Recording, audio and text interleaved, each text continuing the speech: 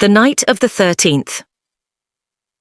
It was a particularly frigid Friday, the 13th of December, the kind of cold that seeps into your bones and leaves you shivering even when bundled in layers. The wind howled outside, a mournful dirge that seemed to echo the desolate emptiness of the old Victorian house I'd inherited. The house had stood for over a century, a silent sentinel on the edge of town. Its Gothic architecture was both imposing and alluring, a magnet for my morbid curiosity. Locals whispered tales of strange occurrences within its walls, shadows that moved on their own, eerie whispers in the night, and the chilling sensation of being watched. I'd dismissed them as folklore until now. The first night, a simple creak of the floorboards sent shivers down my spine.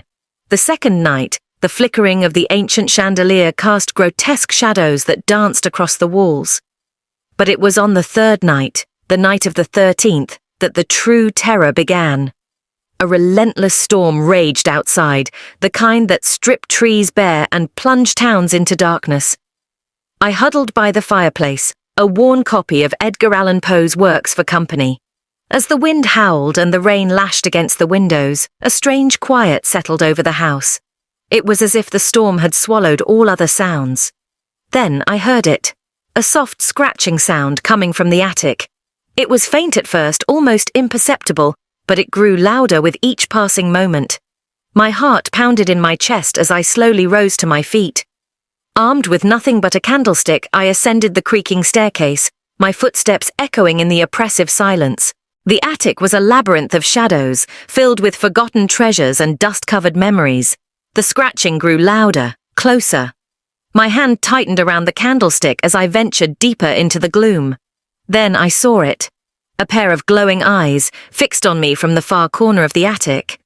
They were not human eyes. They were large, reptilian, and filled with a cold, predatory intelligence. A low growl rumbled from the darkness, and I felt a surge of primal fear. Whatever it was, it moved with unnatural speed. In an instant, it was upon me. I swung the candlestick, but it was like striking at air. A cold, clammy hand wrapped around my ankle, pulling me towards the darkness. I fought with all my might, but it was useless. The last thing I saw before darkness consumed me were those horrifying eyes, filled with a cruel satisfaction. I woke with a start, drenched in sweat. The first rays of dawn were filtering through the windows, casting long shadows across the room. It was over. It had all been a terrible nightmare. Or had it?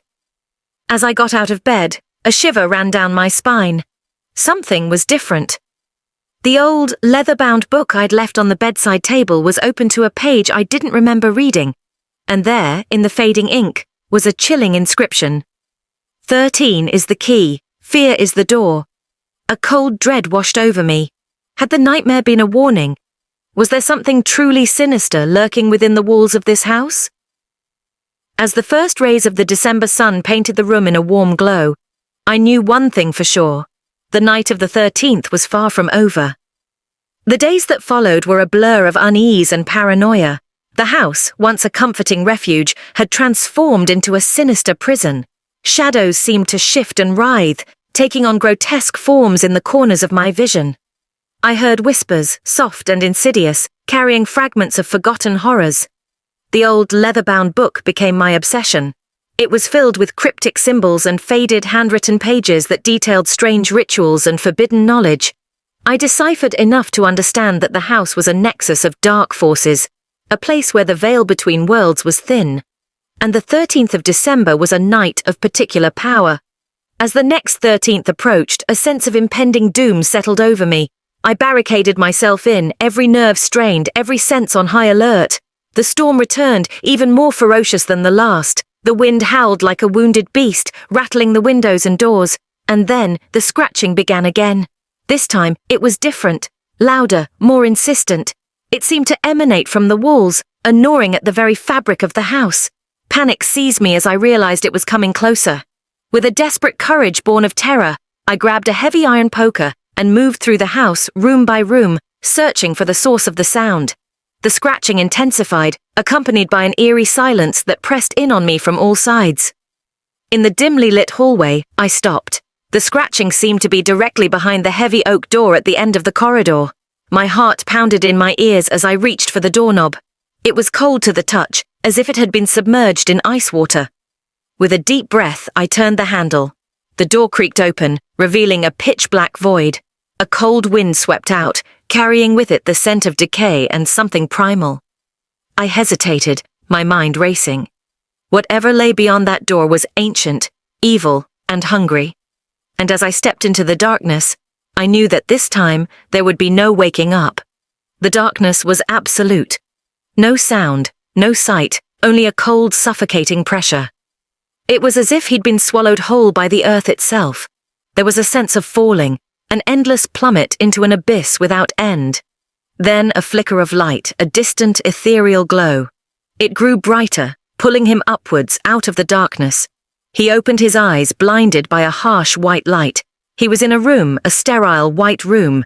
The smell of antiseptic filled his nostrils. A figure emerged from the shadows, a woman in a white coat. She approached him, her face a mask of concern. "You're awake," she said, her voice soft and soothing.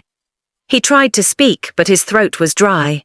The woman smiled, a gentle gesture that held an undercurrent of something else, something he couldn't quite place.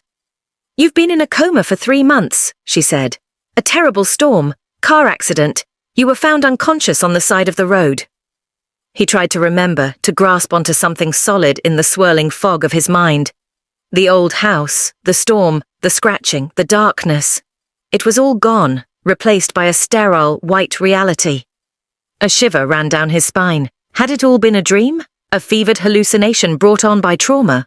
Or was there something more sinister at play? He looked at the woman, her eyes holding a knowing glint. She reached out and took his hand.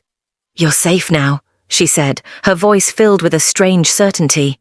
He pulled his hand away, his heart pounding in his chest. Something was wrong. Deep down, he knew it. The night of the 13th was not over. It had merely paused, waiting for the right moment to resume.